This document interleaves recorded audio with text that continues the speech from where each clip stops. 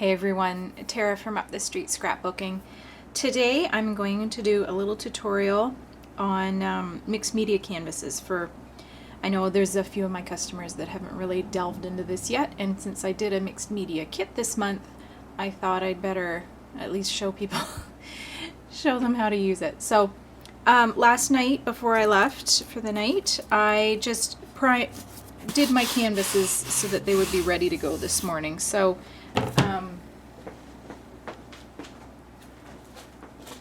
super organized here. So it was one of these that come in the kit, the 10 by 10. And so what I did was just went over it. This one I took pieces of the sewing pattern paper that come in the kit.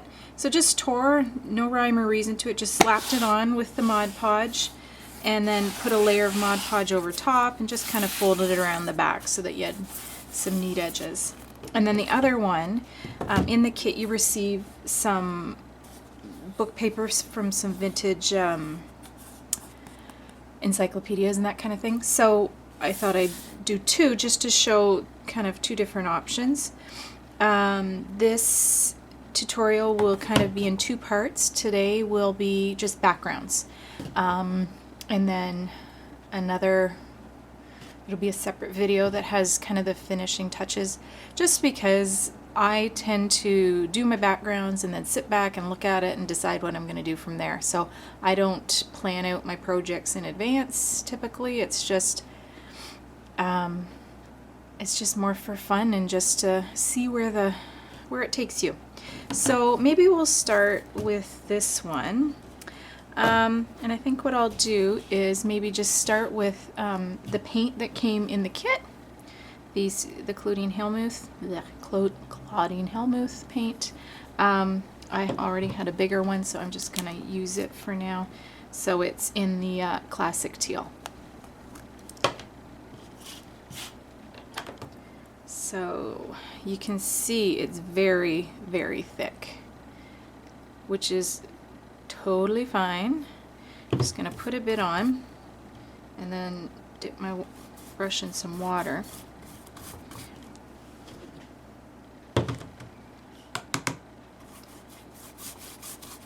And I'm just going to cover the whole thing and just thin it right out. And as you can see,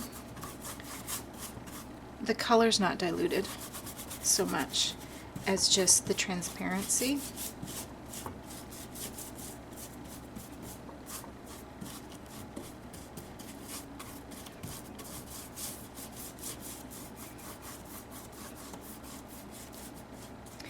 And when I put the pattern paper on with the Mod Podge, I deliberately left some creases and so on.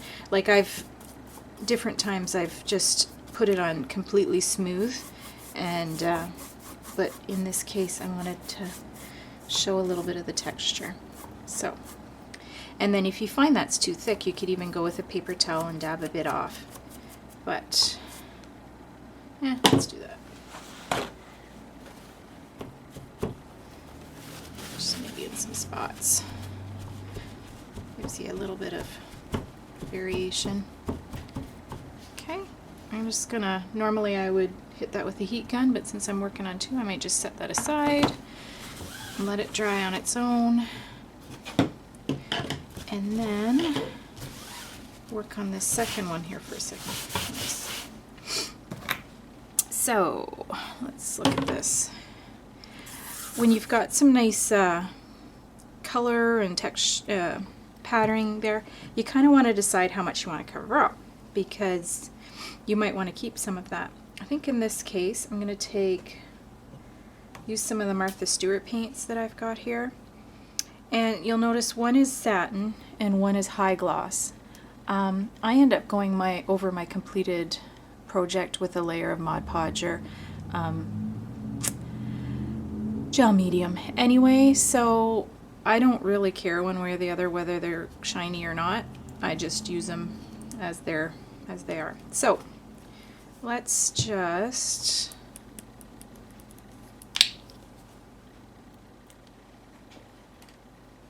put a little bit on the Kaisercraft mat here.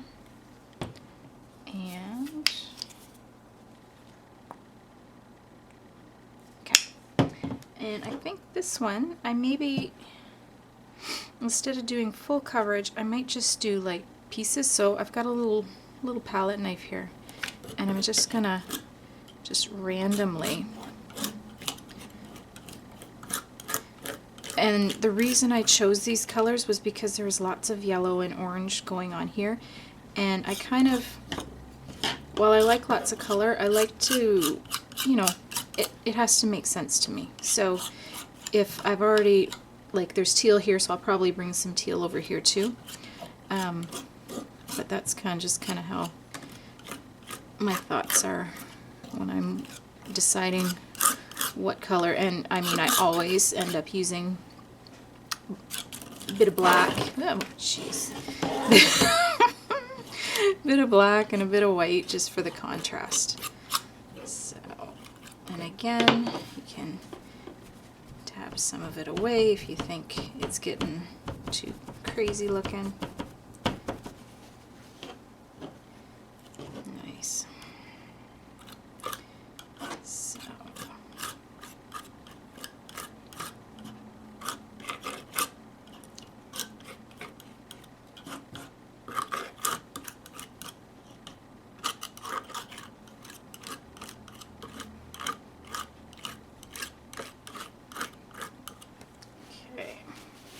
Now, let's see, that one still a little wet. Okay, let's try adding a little bit of blue over here. See how vibrant that is when you don't water it down.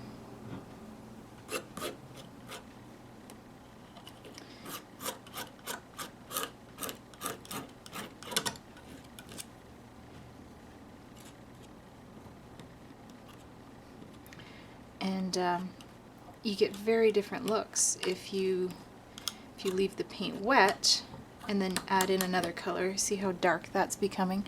Whereas if you had dried the orange first and then added the blue in, you're going to get completely different looks. So it's just fun to do different things with different projects and see what happens. Okay, so I think that's all I'm going to do for the background paint. Maybe just dry it real quick and then do a little bit of stenciling.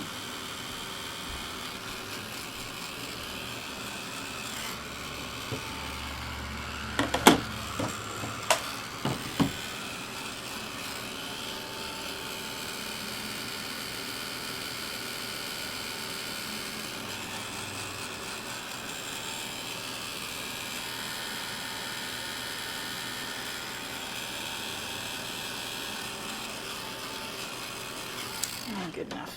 Okay, so the stencil that came in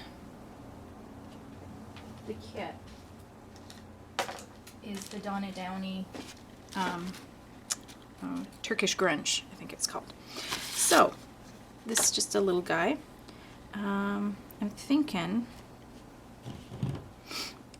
black, white. Let's do white. So you can use regular acrylic paint for the most part. If I'm just doing black or white, I just grab the gesso because it's, you know, it's good coverage, you know, it's good tooth, and I just get these cheap cosmetic sponges at the dollar store because I just pitch them out after I'm done. So just dab in and dab off.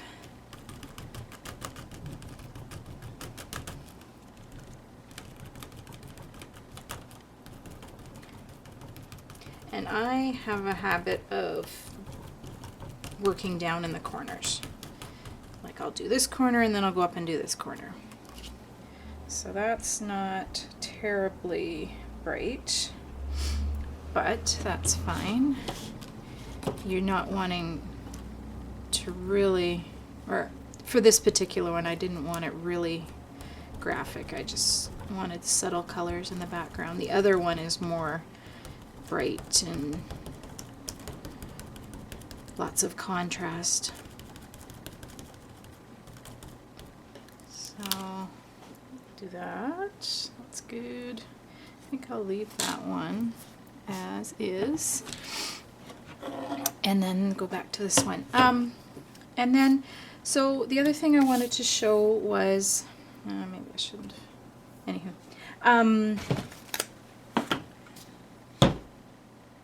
I've been making my own stencils, and I don't do it kind of the traditional way of using the craft knife or using a heat tool or, you know, the heat cutters. You can get these. They're from the Crafter's Workshop, and it comes 3 blank stencils to a pack. So you're getting 3 for the price of a regular stencil. And then I pop it in the silhouette, and ta-da! That you can see this was my first run, and it didn't cut all the way through, so I just used a different pattern over top. And it took some fiddling to get the blade depth to work properly, but I love it. I think it's so much fun. Wee feather. I'm loving feathers lately. I don't know why.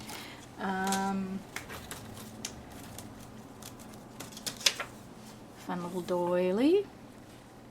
And this one, which took forever, and I've got to say I did have to, like, I mean, there are a couple of whoopsies, and I did have to go in with a craft knife. There was certain spots that didn't cut all the way through, but overall I'm pretty happy with that.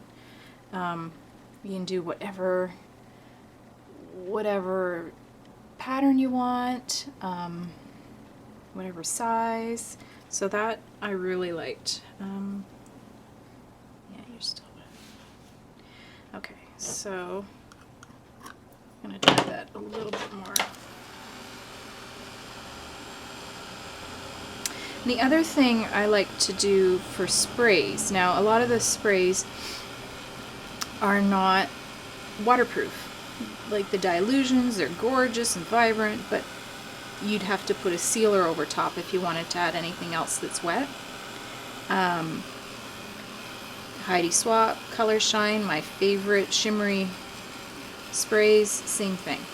So what I've done is taken black gesso, and I'm assuming it would work for most acrylic paints, and water, half and half, and just mixed it in a spray bottle, and that's what I've been using for a black spray, and I think it works great.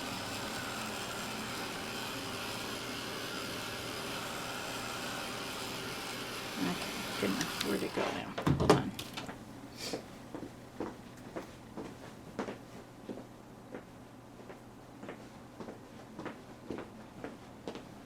So there, I just used a little stem pendus bottle, and I can't imagine that it's the best solution, but it's pretty good solution, pretty cheap.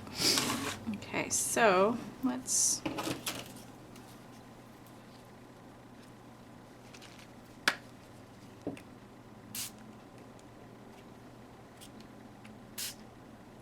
and my nozzle kind of needs to be taken apart and cleaned, but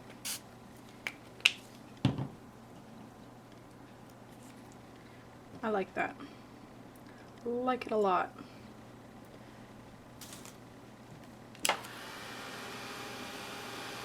Pretty good coverage. It's a matte finish when it dries because it is the gesso.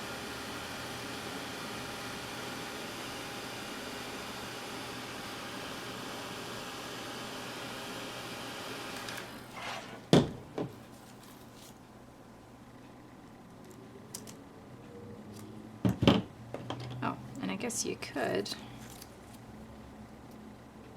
turn it over and use that little bit there. I always forget that part.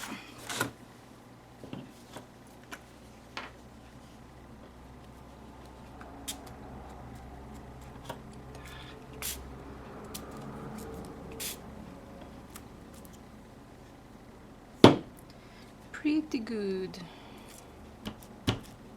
Okay, so I am going to set that one aside, Yeah, I know this is getting messy, but I'll clean it up in a bit. Okay, so a couple of, this is the bubbles, what's it called? Bubble wrap stamp from Kaisercraft, and this is one of the ones that I've got extra if you wanted to switch out the script stamp that's in the kit. So all I'm going to do is just add, this is the Ranger Archival ink in jet black.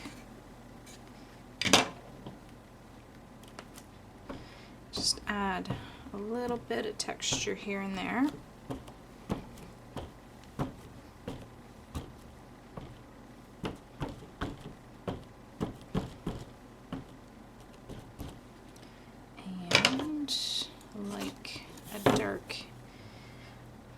Edge around the sides. So actually what I'm going to do is just take a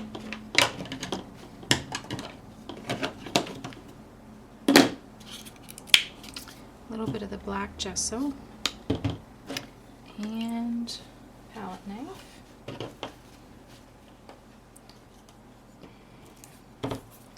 Just add, I just like to frame things, so same in scrapbooking. On my layouts, I either have to ink the edges or distress them or sand them, something just to put a nice frame around.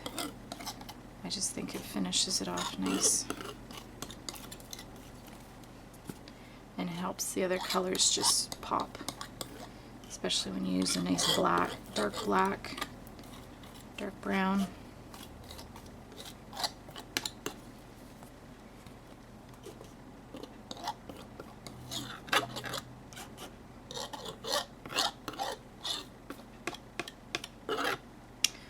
So that's that one.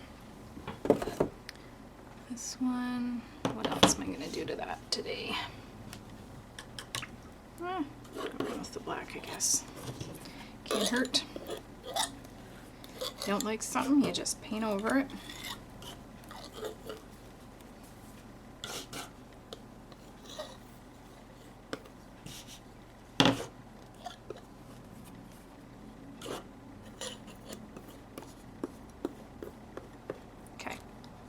So I think that's actually maybe going to be it for today. Just going to think about, I think I have an idea for this one. That one, not too sure about. But anyway, thanks for watching, and I hope you'll come back and see these projects finished up. Visit www.upthestreetscrapbooking.com to order the kit that has all the supplies to make these, or I do have lots of stuff in the store that's not listed on the website, so if there's anything you're looking for in particular, just shoot me an email and I'll see what I can do. Thanks. Have a great day. Bye.